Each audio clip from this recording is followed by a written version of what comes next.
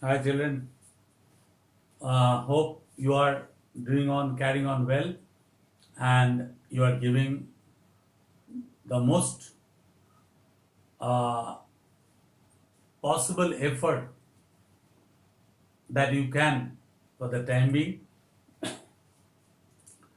So be confident and learn your lessons, follow the lesson plans, follow the questions given, the way we write the answers. Some of the answers have been shown also to you, how to write those answers. So follow those steps and you will be successful in every respect. Today we have come up, we have decided to do certain bit of revision work because almost the half yearly exams have come. It's knocking at your door. So let's start with certain revisions, and I've selected two chapters for you.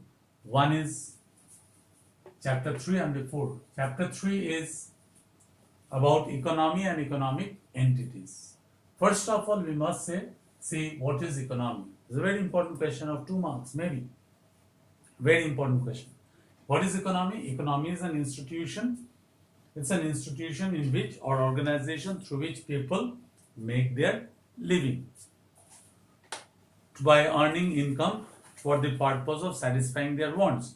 You must also specify what are there in the economy. Economy, what are there?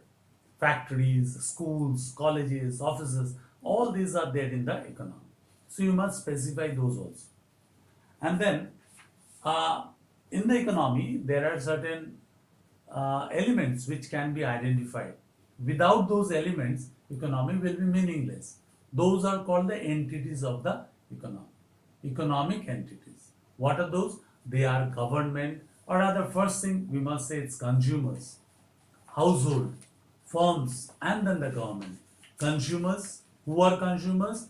Those who take the decision about the consumption pattern, and they are the kings of any kind of economy, because they decide the pattern of production also, because with on their decisions, whatever they decide, the production takes place on that basis. Okay, so that they are the main part of the economy. Then comes the household. Household means when the consumers, many consumers are under a single roof, under a certain roof, under one roof, and where they carry on their activities, they are called the households. They are also group of consumers. Okay, so household, they are also a part of the economy, so they are called the entity, one of the entity, very important. And then comes the firms who produce goods, but what do they hire? They hire factors of production. From where? From the households. So there is a close interaction between the households and the firms. And next comes the government. They are who? Who are those government? What is that entity? What does it look after? It looks after the law and order and regulations of the economy. Okay. So that is what is meant for. This is economic applications. Be very careful to write the proper subject name on your assignments. Economic applications. Okay, I told you, we discussed earlier in the first day also, when we discuss about the pattern of the question. Okay, so here, then what do you mean by economic entity? They are elements in the economy which have certain identity, and their activities affect the economy. So they are the economic entities. Okay, what are economic entities? Same thing. Sorry, what do you mean by economic entity? What are economic entities? Consumers, then households, then firms, governments, government. So they are all the economic entities. Why economic entities are important? Each and every entity has certain importance. So those importance must be learned. Must be learned. Importance of the consumers, importance of the households, importance of the firms, importance of the government, all this. Okay, be careful to learn them, children. It's a very important part of it. Okay, So this goes for chapter 3. Then comes basic problems. What is the main problem of our economy?